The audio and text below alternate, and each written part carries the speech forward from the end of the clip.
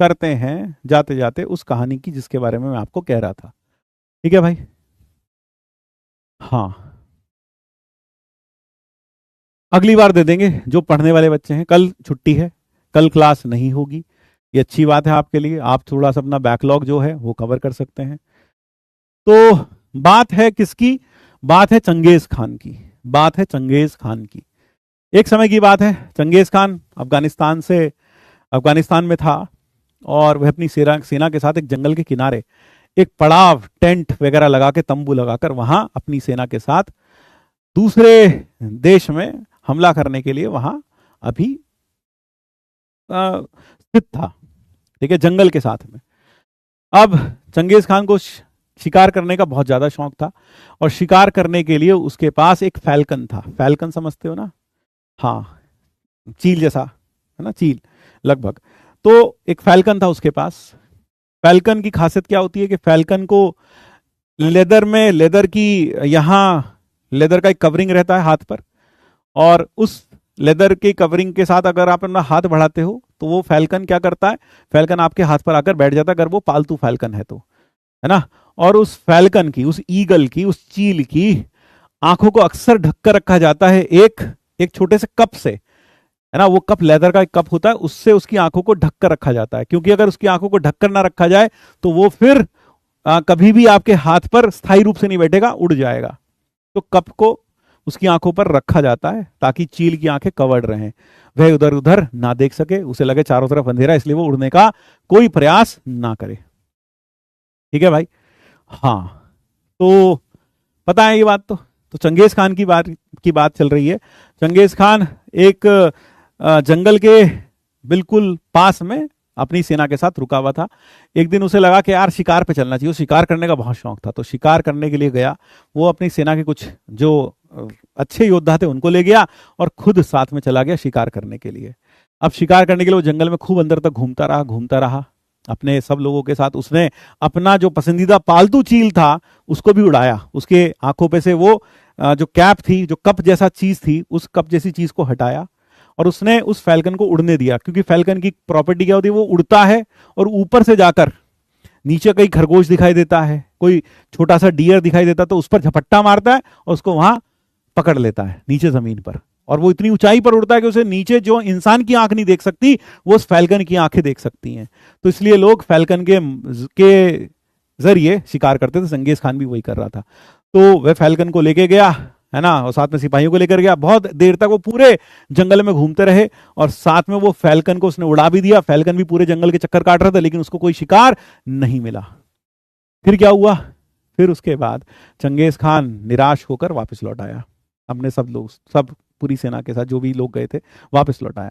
लेकिन रात में क्या, उसको उसका मन नहीं लगा।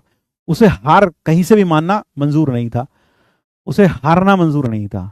तो उसको रात को नींद नहीं आ रही थी। तो फिर वो रात को घोड़ा लेकर साथ में अपने उस पसंदीदा या पालतू चील को लेकर फिर दोबारा से जंगल में गया, और फिर से शिकार करने के लिए एक बार फिर से प्रयासरत हुआ। अब वह जंगल में खूब देर तक घूमता रहा, लेकिन अब की बार भी उसके हाथ निराशा लगी। उसे कुछ नहीं मिला, उसे फिर से कुछ नहीं मिला। उसने बाज को भी उड़ाया, उसने हार पीट कर जैसे पूरा जंगल छान मारा, उसे कोई भी शिकार नहीं मिला। उसने आखिर में जंगल में घूमते घूमते इतनी गर्मी में उसे बहुत प्यास लगी। अब जब बहुत प्यास लगी, लगभग वो एक तरीके से बेहोशी की हालत में हो गया, तो उसको सामने एक पहाड़ से थोड़ा सा पानी टपकता हुआ दिखाई दिया, है ना। थोड़ा सा पानी टपकते हुए दिखाई दिया। उसको लगा कि यार पानी तो उसने आसपास बहुत छाना मारा, कहीं पर भी कोई नदी, कोई नाला ऐसा कुछ नहीं मिला जहां से वो पानी पी ले। तो लेकिन पहाड़ में सामने छोटा थोड़ा सा पानी रिस रहा था, थोड़ा सा पानी रिस रहा था। तो उसने, और उसको कैसे पिए, थोड़ा थोड़ा पानी को इकट्ठा कैसे करे, तो उसको आइडिया है। उसने क्या किया, अपनी चील का जो आंखों पर टोपी लगी थी, जो कप लगा था, वो निकाला और उससे पानी भर लिया। अब जैसी कप निकाला, चील एकदम उड़ गई। अब उसने पानी भरा धीरे धीरे करके, 5-10 मिनट पानी भरता रहा, तब जाके एक घूंट पानी इकट्ठा हुआ, और जैसी वो पीने लगा तभी चील ऊपर से उड़ती हुई आई। उसका जो पालतू चील था वो उड़ता हुआ आया, उसने उस पर झपट्टा मारा और वह कप गिरा दिया। अब उससे बहुत गुस्सा आया, दिल तो करा तलवार लेके अभी इसकी गर्दन काट दूं, लेकिन उसका पालतू चील था। उसको लगा नहीं यार, ऐसा तो नहीं कर सकते, ऐसा तो नहीं कर सकते। फिर उसने कोई बात नहीं, माफ किया, उस कप को वापस उठाया, झाड़ा पोंछा, और फिर दोबारा से पानी इकट्ठा करने लग गया। थोड़ा थोड़ा बूंद बूंद करके आ रहा था। फिर से जैसे ही वो बढ़ा, पूरा भरा, उसने पीने की कोशिश की, फिर से चील ऊपर से आया, फिर झपट्टा मारा और फिर वो पानी गिर गया। अब की बार उसे थोड़ा गुस्सा आया, उसने कहा कि ये क्या बात है, ये क्या बदतमीजी है। मतलब अगर कोई मुझे देख लेगा झाड़ियों में तो देखेगा चंगेज खान जैसा वीर योद्धा एक पानी की 4 बूंद के लिए तरस रहा है और वह चील बार बार आकर उसे पानी नहीं पीने दे रहा। बताओ ये औकात रह गई है। तो अब की बार उसने क्या किया, उसने तलवार निकाल ली कि भाई अब की बार उसने फिर भरा, उसको थोड़ा थोड़ा पानी भरा। अब पानी भरा और जैसी वो भरा, फिर से जैसी उसने होठों तक ले वो लेकर आया, ऊपर से चील आई, चील ने झपट्टा मारा, लेकिन अब की बार चंगेज खान तैयार था तलवार के साथ। उसने तुरंत तलवार से उस चील के 2 टुकड़े कर दिए, 2 टुकड़े कर दिए, 2 टुकड़े कर दिए। ठीक है। अब जैसी वो ऊपर, जैसे ही वो क्या हुआ, अब वो मर गया, चील तो मर गया, उसका पालतू चील, उसे दुख भी हुआ, लेकिन उसको लगा कि मैंने उसको उसकी बदतमीजी का पूरा जो दंड देना था वो दे दिया।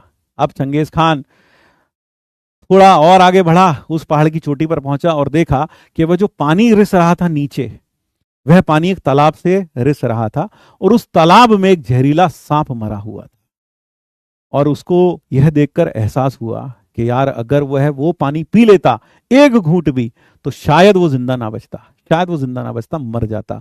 और वह जो उसका पालतू चील था, जो उसका हितैषी था, जो उसका मित्र था इतने सालों से, वह असल में कोई बदतमीजी नहीं कर रहा था, वह उसको बचाने की कोशिश कर रहा था। ठीक है, वो उसे बचाने की कोशिश कर रहा था।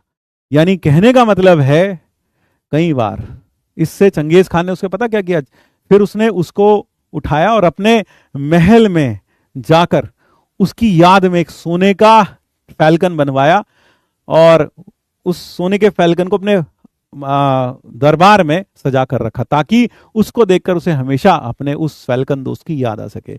इस कहानी से क्या शिक्षा मिलती है? इस कहानी से शिक्षा मिलती है कि कई बार हमारे अपने जो हमारा भला चाहते हैं हमें बार बार रोकते हैं, हमें बार बार टोकते हैं, लेकिन हमें बहुत खिंच आती है, उनके ऊपर बहुत गुस्सा आता है। हमें लगता है कि वह हमारी आजादी में, वह कहीं ना कहीं हमारी मौज मस्ती में खलल डाल रहे हैं, हमें रोक रहे हैं। उस समय में बहुत गुस्सा आता है और कई बार इस गुस्से में हम उनको कुछ भी बोल जाते हैं, हम उनका अपमान कर देते हैं। लेकिन वही काम चंगेज खान ने किया। वो चील उसको बार बार रोक रहा था, उसका अपना था। इसी तरीके से हम लोग, टीचर लोग, पेरेंट्स, आपको दिन रात टोकते हैं, आप है ना, दिन रात टोकते हैं। आपको भी बुरा लगता होगा, आपको बुरा लगता होगा कि रोज हमें क्यों उपदेश देते रहते हैं, क्यों पढ़ाते रहते हैं, क्यों बोलते रहते हैं, क्यों एक्सटेंड करते रहते हैं, क्या मिलेगा इनको, गुस्सा आता होगा। और इस गुस्से में कई बार आप उनका अपमान भी कर देते हैं, जैसे उसने, चंगेज खान ने उस चील को मार दिया जो उसका भला चाहती थी। तो उसने उस चील की जो प्रतिमा थी वो इसीलिए लगाई ताकि उसको देखकर हमेशा ये याद आ सके कि भाई कई बार अपने कड़वा बोलते हैं, कई बार अपने आपको टोकते हैं, तो वह आपकी भलाई के लिए टोकते हैं, कई बार आपकी भलाई के लिए टोकते हैं। मैं सही बता रहा हूं? और यह रियल स्टोरी है। ठीक है, हाँ, यह रियल स्टोरी है। तो हम सब जो आपको रोकते हैं, टीचर हो गए, पेरेंट्स हो गए, आपको लगता होगा ये टीचर कितनी देर से पके जा रहा है, इतना सब कुछ मल्टीप्लाई पढ़ा रहा है, जबरदस्ती पढ़ा रहा है, हमें नहीं पढ़ना, है ना, लग रहा होगा आप में से कईयों को ऐसा लग रहा होगा। लेकिन बेटा सच मानो, है ना, हम वो चील वाला ही काम कर रहे हैं। अब तुम में से कई लोग तलवार निकाल के हमारे 2 टुकड़े कर देते हैं। और वो तलवार कैसे निकालते हो? तुम अपने कमेंट से, तुम अपनी कड़वी बोली से, तुम अपने कमेंट से वो तलवार निकालकर हमारे 2 टुकड़े कर देते हो। तो बेटा सोचो कभी कि चील झपट्टा क्यों मार रही थी बार बार, टीचर बार बार क्यों समझा रहा है, क्यों बार बार कहता है पढ़ाई करो? कुछ तो कारण होगा। क्योंकि जब अपने टोकते हैं तो बुरा लगता है, लेकिन उसका टोकना, उसका रोकना आज समझ में नहीं आता, बाद में समझ में आता है। चंगेज खान को भी तब समझ में नहीं आया जब उसने तलवार से उसके 2 टुकड़े कर दिए, थोड़ी देर बाद समझ में आया जब उसने उस तालाब को देखा। तो वही बात आपके ऊपर भी लागू होती है। जय श्री कृष्ण, राधे राधे, शुभ रात्रि, होमवर्क जरूर करिएगा। Thank you, tata and bye bye. फिर मिलते हैं, धन्यवाद, tata bye bye. And I am really sorry अगर मैंने आपको कहीं ज्यादा परेशान कर दिया एक्सटेंड करके, I am sorry for that. आज समय था इसलिए एक्सटेंड किया, क्योंकि कल छुट्टी है, इसी कारण से मैंने एक्सटेंड किया। ठीक है भाई, अगली बार क्लास 8:15 बजे तक ही होगी, निश्चिंत रहिएगा। थैंक यू, जय श्री कृष्ण, राधे राधे, शुभ